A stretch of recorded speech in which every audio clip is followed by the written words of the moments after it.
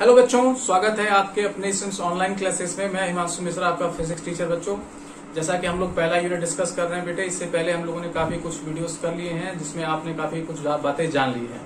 अगर आप पहली बार देख रहे हैं वीडियोस को तो मेरा आपसे रिक्वेस्ट है कि पहले की वीडियोस को भी जरूर देखें। ये मैं इसलिए हर वीडियो में कहता हूँ कि बच्चे, अगर आप पहले वीडियोस को नहीं देखेंगे तो इसमें जो कॉन्सेप्ट हम बताने चलेंगे वो कुछ न कुछ पिछले वीडियो से रिलेट कर जाएगा। आपको पहले की वीडियोस से कुछ न कुछ कॉन्सेप्ट इस वीडियो में मैच करेगा।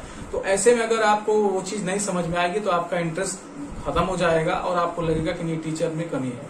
एक्चुअली ऐसा होता नहीं, लेकिन आपको ध्यान देने की जरूरत है कि एक भी वीडियो मिस ना होने पाए। और प्रॉपर नोट्स बनाइए। देखिए, प्रॉपरली मैं बोर्ड्स पर लिख रहा हूँ, एक एक अक्षर लिख रहा हूँ, डेरिवेशन का एक एक स्टेप्स लिख रहा हूँ और न्यूमेरिकल्स भी करा रहा हूँ। तो एक तरीके से कंप्लीट पैकेज मिल रहा है। बस आपका काम ये है कि घर पे रह के पढ़ाई करें और जो भी क्वेश्चंस आ रहे हैं वो आप मुझसे पूछ सकते हैं, चाहे चैट्स के थ्रू, चाहे मेरे व्हाट्सएप नंबर के थ्रू आप क्वेश्चन पूछ सकते हैं।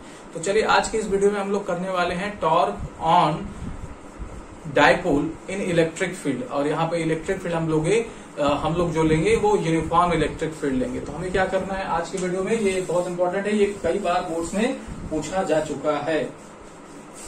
तो क्या है? Torque on an electric dipole. Torque on an electric dipole in uniform electric field.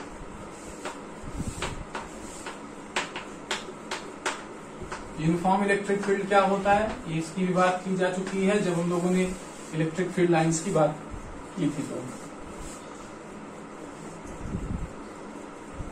तो बेटे, इलेक्ट्रिक डायपोल क्या होता है? Equal and opposite charges placed at some distance. ये बात की है हमने।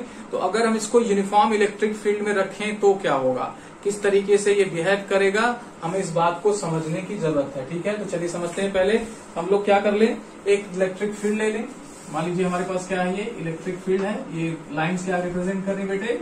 इलेक्ट्रिक फील्ड रिप्रेजेंट कर रहा है। ठीक है, कुछ इस तरीके से स्ट्रेट बना दें, नहीं तो आपको दिक्कत होगी।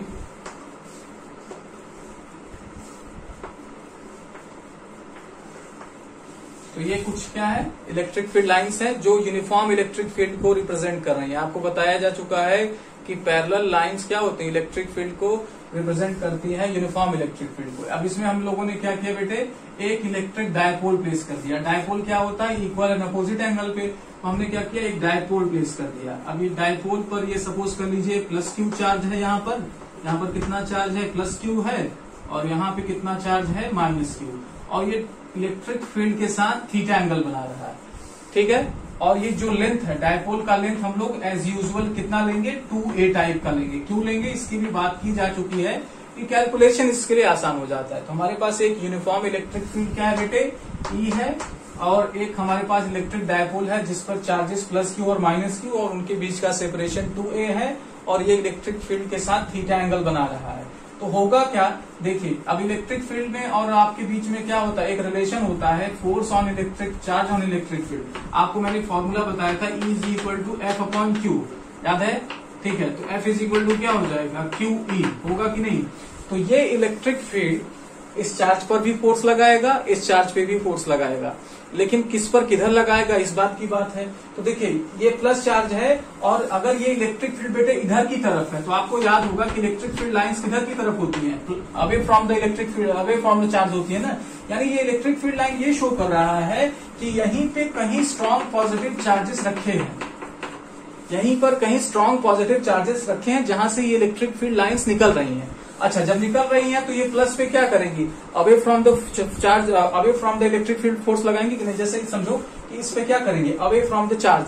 ठीक है, तो इधर की तरफ अगर इलेक्ट्रिक फील्ड है तो फोर्स किधर की तरफ होगा? रिपल्सन का होगा। तो इस पे बेटे जो फोर्स लगेगा वो इधर की तरफ लगेगा। यहाँ पे F प्लस ये रिप्रेजेंट कर रहा है कि प्लस पर इलेक्ट्रिक फील्ड, और जो माइनस चार्ज पे फोर्स लगेगा माय डियर स्टूडेंट वो इधर की तरफ लगेगा। क्यों? क्योंकि अगर ये प्लस चार्ज है और ये माइनस चार्ज है तो इसको ये क्या करेगा? अट्रैक्ट करने की कोशिश करेगा। तो इतनी बातें हमें ये समझना है। तो यहाँ पर देखिए, एक ही बॉडी पर इक्वल एंड अपोजिट फोर्सेस लग रहे हैं। इस एंड पर F प्लस फोर्स लग रहा है, इस पर F माइनस, और ये मैग्नीट्यूड में भी ऑलमोस्ट सेम होंगे, डायरेक्शन में क्या होंगे? अपोजिट होंगे। तो बेटे ये क्या करेंगे, टॉर्क क्या कपल क्रिएट करने की कोशिश करेगी, और कपल का जो मोमेंट होता है वो टॉर्क होता है। ये 11th में बताया जाता है। तो इसको ये क्या करने लगेंगे, रोटेट करने की कोशिश करेंगे, रोटेट करने की कोशिश करेंगे। तो हमें यही समझना है कि टॉर्क कितना लगेगा। चलिए ये पूरी बात समझे, तो इसको हमें लैंग्वेज में लिखने की जरूरत है। तो लिखेंगे let an electric dipole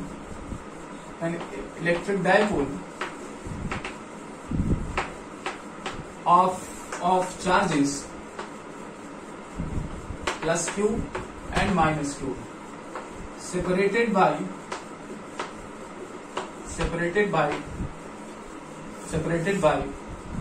2a distance, ठीक है, is placed in uniform electric field at an angle theta. तो थीटा एंगल पे क्या किया गया है, प्लेस किया गया है। तो इतनी बात आपको लिखना है और बगल में फिगर बनाना है, ठीक है। तो आप चाहे वीडियो को पॉज कर लीजिए, चाहे स्क्रीनशॉट ले लीजिए, मैं टाइम दे रहा हूं 5 सेकंड का, आप लिख लीजिए।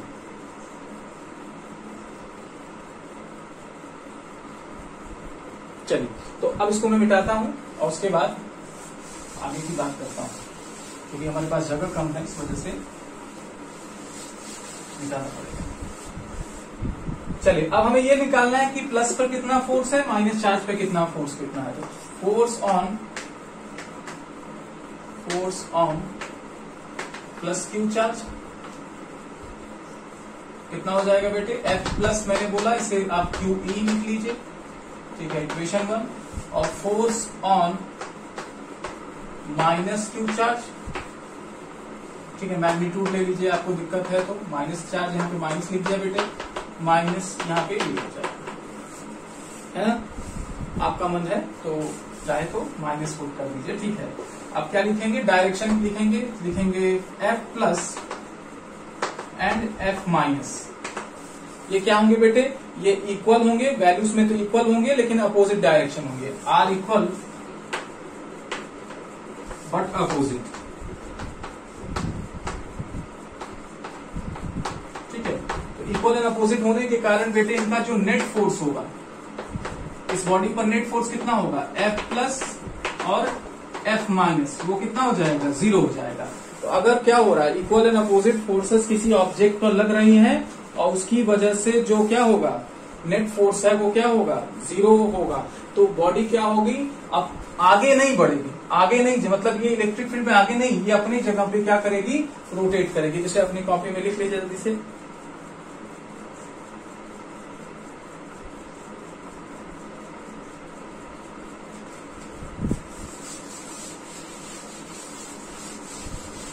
तो लिखना पड़ेगा इसके नीचे, सो डायपोल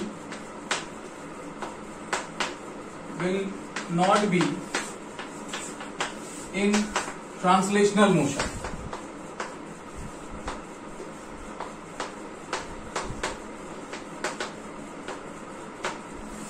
तो डायपोल हमारा ट्रांसलेशनल मोशन में नहीं होगा, ठीक है, अपनी जगह पे क्या होगा, फिक्स्ड होगा। लिखेंगे since F plus and F minus are equal and opposite, equal and opposite, ठीक है, इक्वल एंड अपोजिट होंगे बेटे, जिसकी वजह से क्या होगा, वो कपल क्रिएट करेंगे। एंड हैविंग यहां लाइन ऑफ एक्शन की बात लिखी जाती है बेटे। लाइन ऑफ एक्शन मतलब जिस लाइन पर क्या होती है, फोर्स काम करती है, ठीक है। And having different line of action, क्यों, क्योंकि एक इधर की तरफ काम कर रहा है, एक इधर की तरफ, different line of action. So they will create, क्या क्रिएट करेंगे, couple. So they will create couple, तो कपल प्रोड्यूस करेंगे। और कपल जो होता है उसी से हम लोग क्या करते हैं, टॉर्क कैलकुलेट करते हैं। चलिए इसको लिख लिया आपने।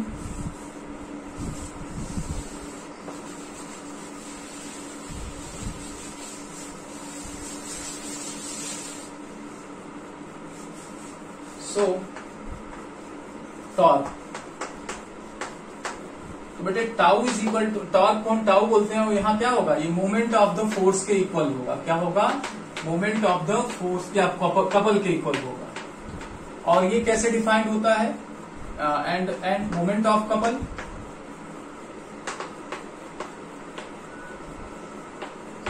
ये क्या होता है, अगर दोनों फोर्स इक्वल हैं तो दोनों फोर्स में से कोई फोर्स ले लीजिए और उनके बीच की परपेंडिकुलर दूरी, यानी यहां से यहां तक की क्या दूरी है, एक यहां लग रहा है एक यहां लग रहा है, तो उसके बीच की परपेंडिकुलर डिस्टेंस, देखिए ये डिस्टेंस आपकी ट्रांसवर्सल डिस्टेंस है, ये बेटे हमारी परपेंडिकुलर डिस्टेंस है, तो हमें परपेंडिकुलर डिस्टेंस निकालने की जरूरत है।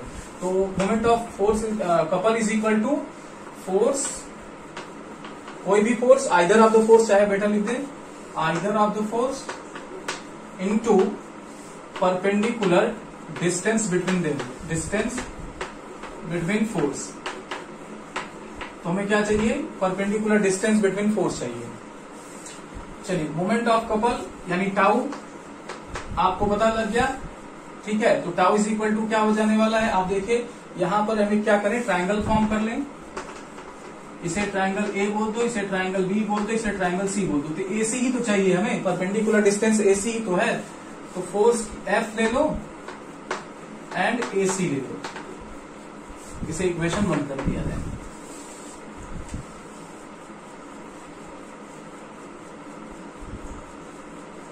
अब एफ की वैल्यू हमारे पास है QE और इसकी वैल्यू चलिए निकाल लेते हैं। चलिए, तो बेटी देखिए ये आपका क्या है, ट्राइंगल है, ये AC है, ये आपका C है, ये B है, ये थीटा है।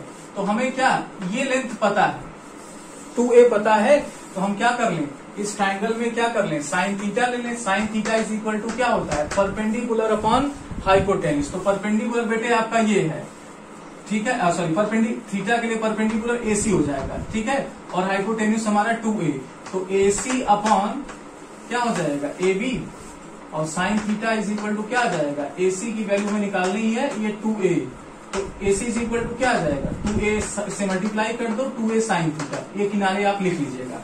तो AC की वैल्यू 2A साइन थीटा हो जाएगी, और या चाहे तो इसके SHLS है, इसके नीचे लिख लीजिए, जस्ट इसी के नीचे लिख लीजिए, ठीक है। So putting the value of F and AC, तो F की वैल्यू कितना है बेटे, QE है ना। अच्छा, इसकी वैल्यू हम लोगों ने कैलकुलेट किया कितना, 2A साइन थीटा।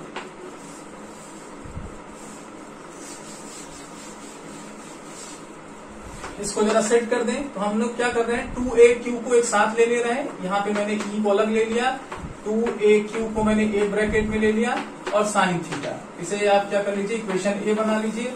सिंस अब आपको बेटे ये पता लग गया, डायपोल मोमेंट हमने आपको बताया था, डायपोल मोमेंट का क्या फॉर्मूला आपने पीछे कॉपी में लिखा होगा, डायपोल मोमेंट। तो डायपोल मोमेंट का क्या फॉर्मूला होता है, P is equal to 2QA होता है ना, 2QA कहें चाहे 2AQ कहें, तो हम क्या कर दें, इसमें पुट कर दें। So tau is equal to कितना हो जाएगा, EP साइन थीटा, या बुक्स में क्या होता है ऐसे लिखा होता है, PE साइन थीटा। तो ये बेटे टॉर्क का एक्सप्रेशन हो गया, यानी इतना टॉर्क क्या करेगा, इस पर लगेगा, इसको रोटेट कराने की कोशिश करेगा, इसको रोटेट कराने की कोशिश करेगा बच्चे।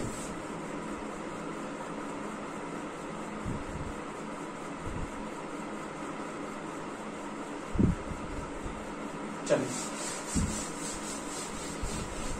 इसका वेक्टर फॉर्म क्या होगा बेटे,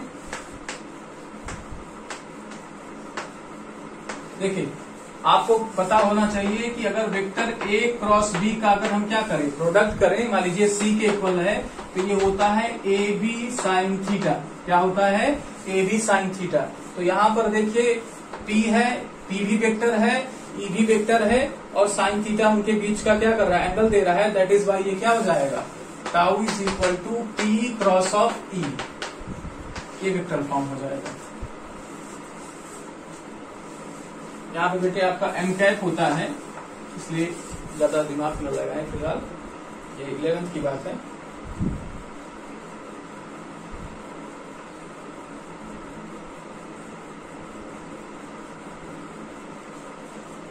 चलिए, अगर बेटे डायपोल को क्या किया जाए, इलेक्ट्रिक फील्ड के डायरेक्शन में रखा जाए, यहां पर केस बनाए, केस 1।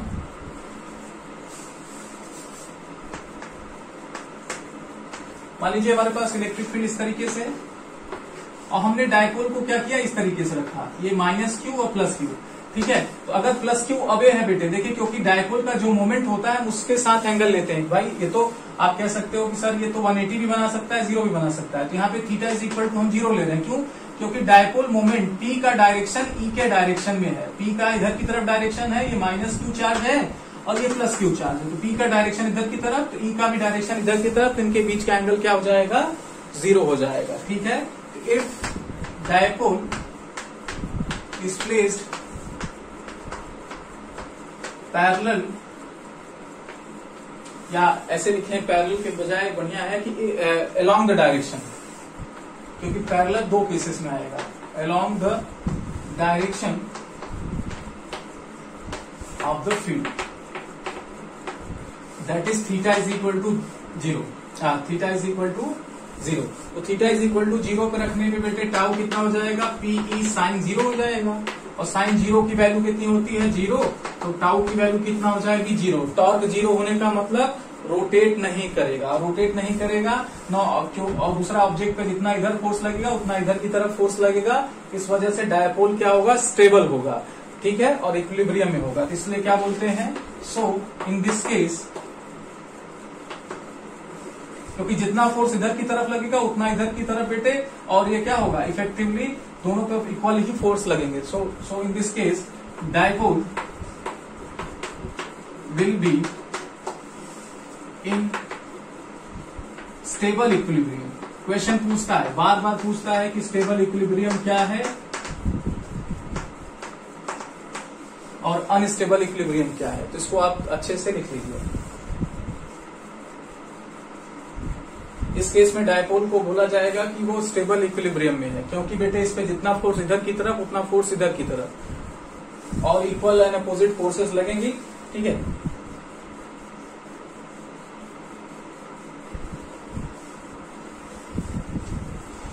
चलिए केस 2 की बात करते हैं।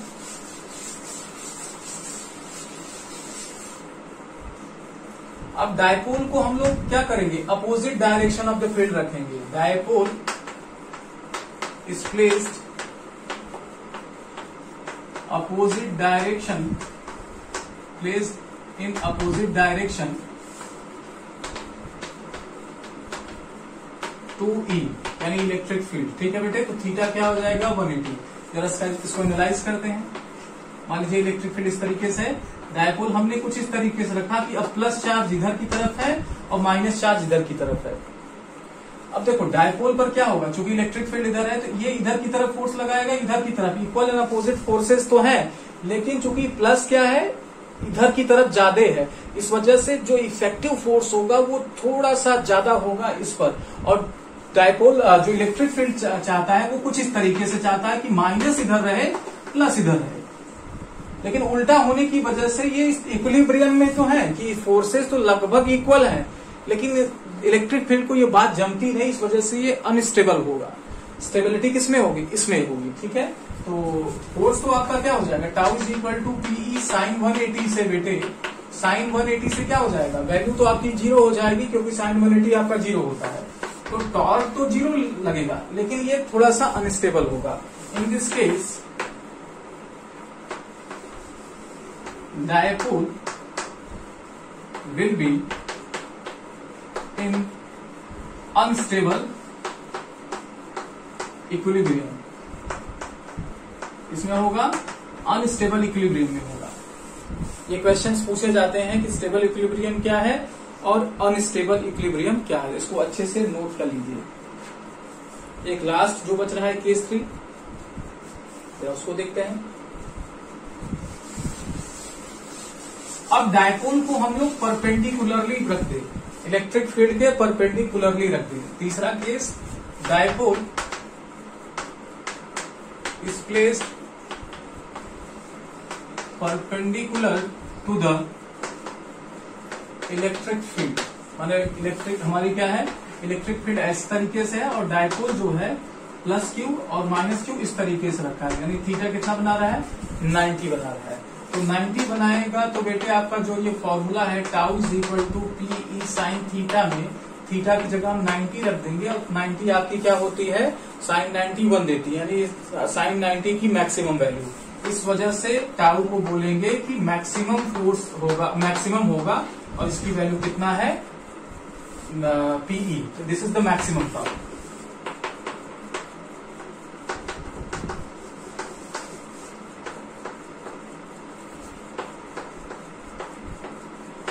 ठीक है बेटे, तो ये मैक्सिमम टॉर्क लगेगा इसमें। क्यों? क्योंकि जितना फोर्स है इस पे इधर की तरफ लगाएगा, इधर की तरफ इसे रोटेट करने की कोशिश करेगा। चलिए बच्चों, आज के इस वीडियो में इतना ही। नेक्स्ट वीडियो में मिलते हैं इंपॉर्टेंट टॉपिक के साथ। अभी फर्स्ट यूनिट के जितने भी चैप्टर्स में आप टॉपिक्स देख रहे हैं सब इंपॉर्टेंट है, सबसे क्वेश्चंस आते हैं, इसलिए आप सभी टॉपिक को अच्छे से करें, घर पे रहें, सुरक्षित रहें, पढ़ते जरूर हैं। कोई भी दिक्कत आए तो आप मेरे से बात कर सकते हैं। Okay, thank you very much.